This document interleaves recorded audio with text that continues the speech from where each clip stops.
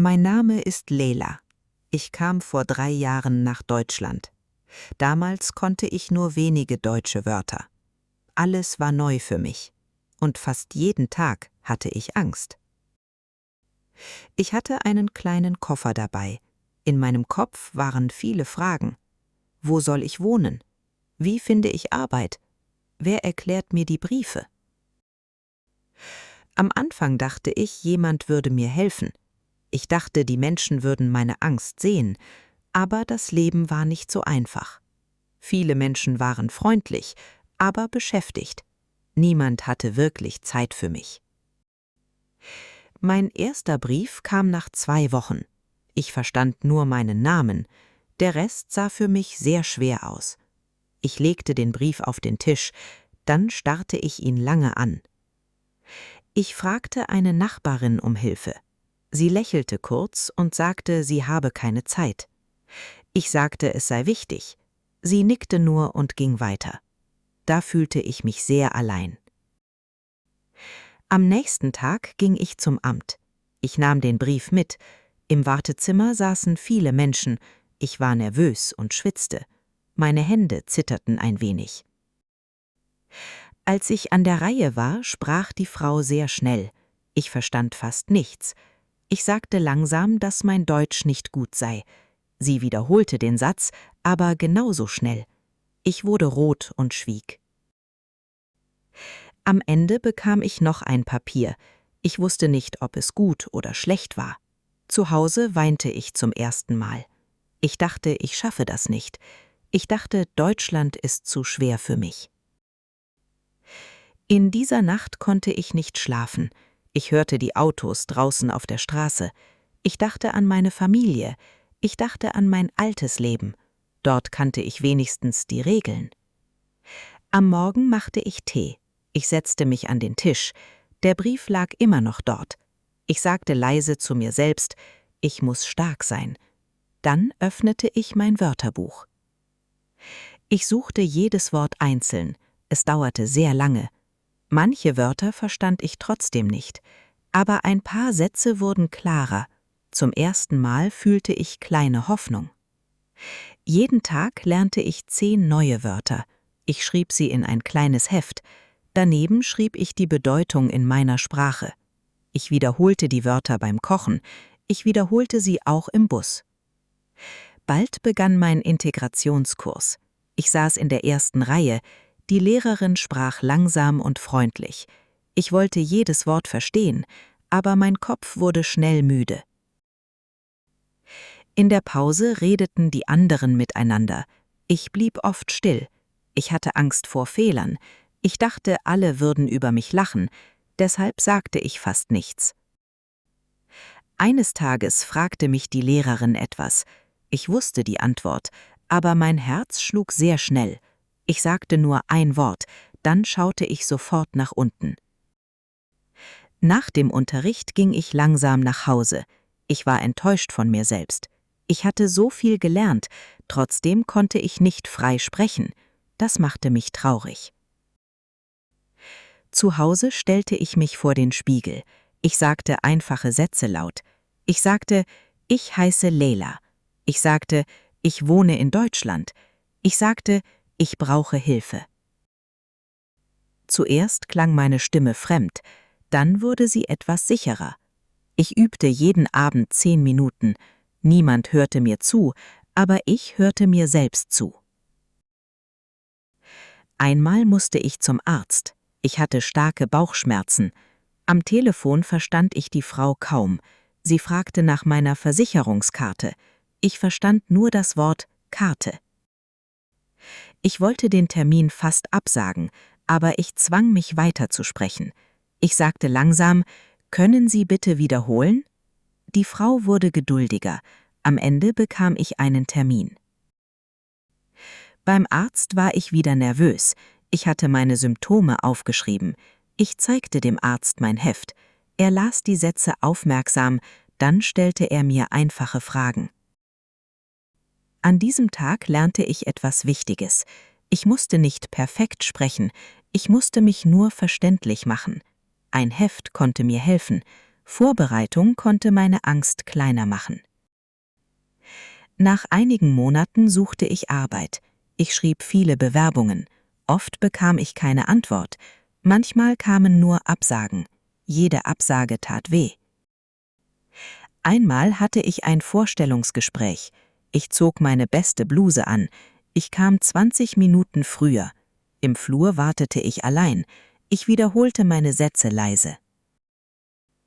Der Chef fragte nach meiner Erfahrung. Ich verstand nicht jedes Wort, aber ich blieb ruhig. Ich sagte, dass ich schnell lerne. Ich sagte, dass ich zuverlässig bin. Nach dem Gespräch hoffte ich sehr. 3 Tage später kam die Absage. Sie suchten jemanden mit besserem Deutsch. Ich las den Satz immer wieder. Dann legte ich das Handy weg. Früher hätte ich aufgegeben. Dieses Mal tat ich es nicht. Ich schrieb den Satz in mein Heft. Besseres Deutsch, schrieb ich groß. Dann machte ich einen Plan.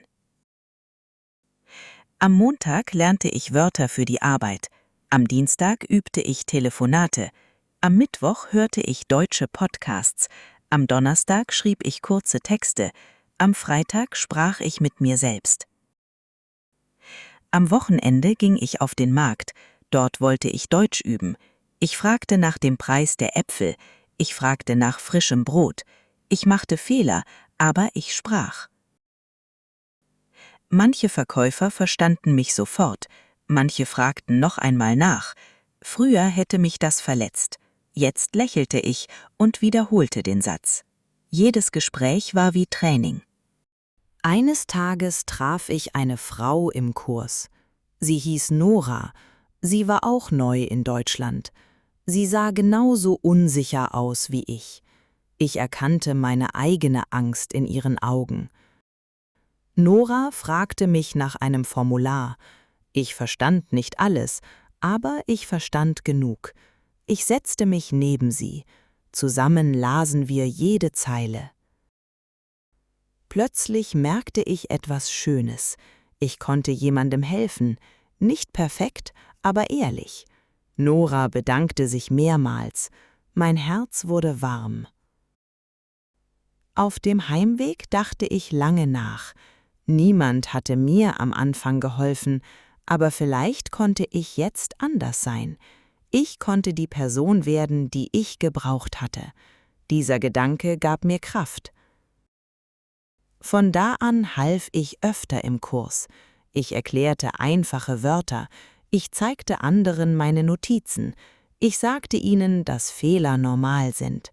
Dabei wurde auch mein Deutsch besser. Die Lehrerin bemerkte meine Veränderung. Sie sagte, ich spreche mutiger. Ich lächelte schüchtern. Das Lob machte mich stolz. Zum ersten Mal fühlte ich mich nicht unsichtbar. Trotzdem gab es schwere Tage.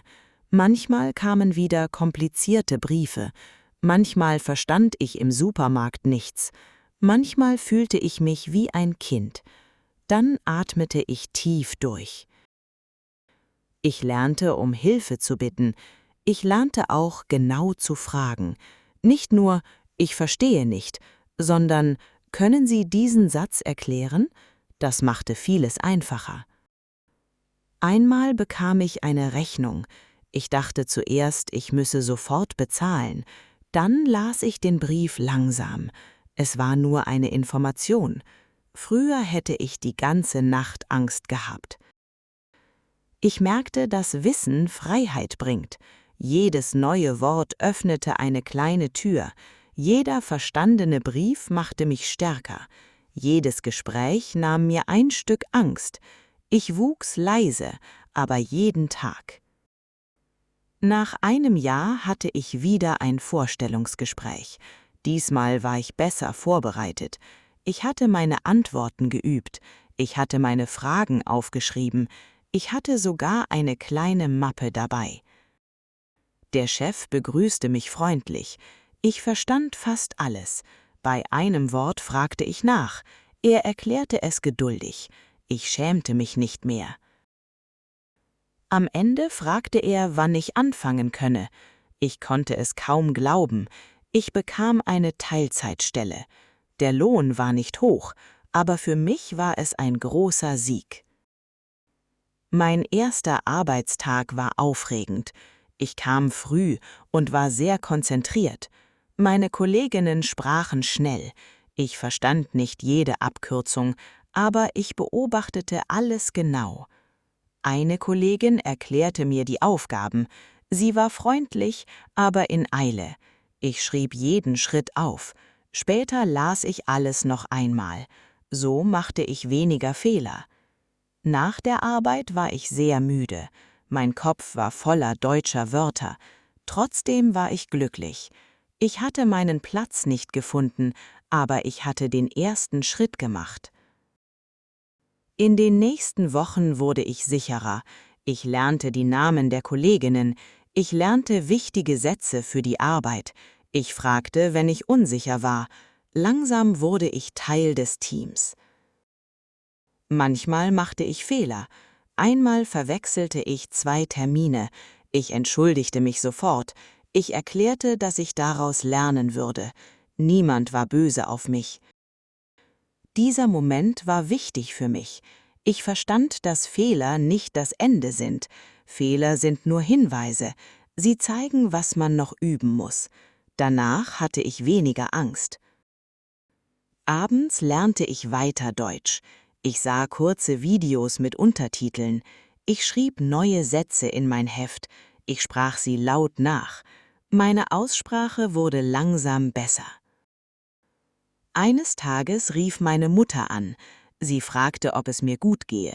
Ich wollte stark klingen, aber plötzlich weinte ich. Ich erzählte ihr von den schweren Monaten.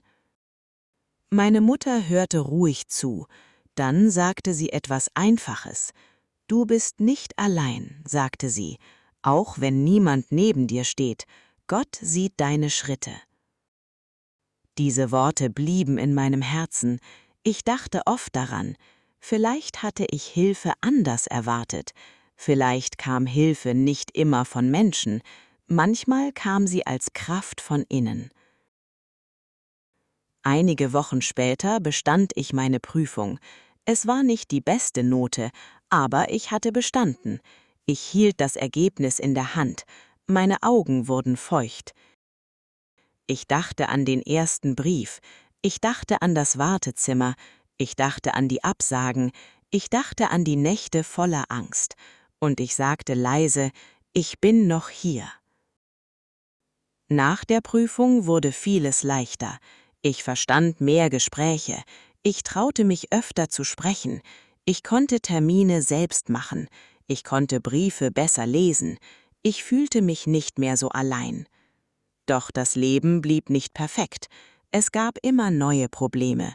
Manchmal fehlte Geld. Manchmal war die Arbeit anstrengend.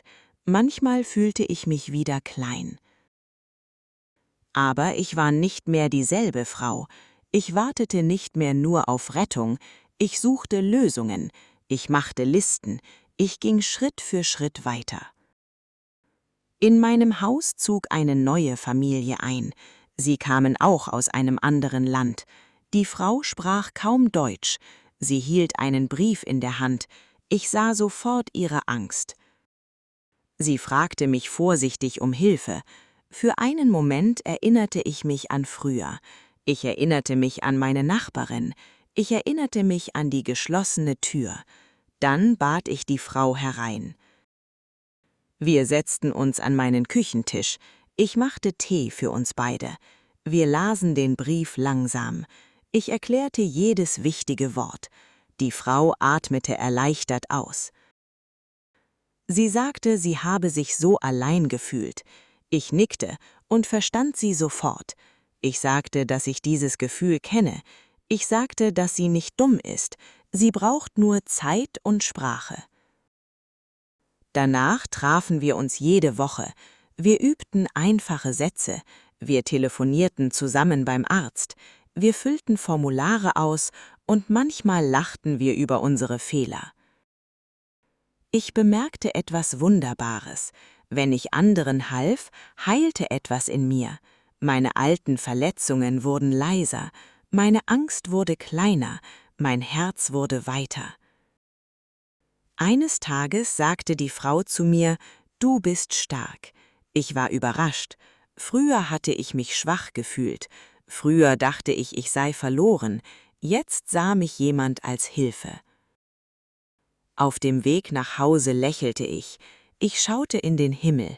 Die Stadt fühlte sich anders an, nicht mehr so kalt, nicht mehr so fremd. Ich verstand, dass Heimat langsam entsteht. Heimat ist nicht nur ein Land. Heimat ist ein Ort, an dem man wachsen darf. Heimat ist ein Mensch, der zuhört. Heimat ist auch Mut im eigenen Herzen. Heute kann ich viele Dinge allein erledigen. Ich mache meine Termine selbst. Ich frage nach, wenn ich etwas nicht verstehe. Ich öffne Briefe sofort. Ich verstecke mich nicht mehr vor Problemen. Manchmal erinnere ich mich an den Anfang. Ich sehe die junge Frau mit dem Koffer. Sie hatte Angst und keine Hilfe. Sie verstand die Sprache nicht, aber sie gab nicht auf. Ich möchte ihr heute etwas sagen. Du bist nicht schwach, du bist nur am Anfang. Jeder schwere Tag bringt dich weiter. Eines Tages wirst du stolz auf dich sein. Viele Menschen warten auf perfekte Hilfe. Sie warten auf jemanden, der alle Türen öffnet. Aber manchmal kommt niemand. Dann müssen wir selbst den ersten Schlüssel suchen.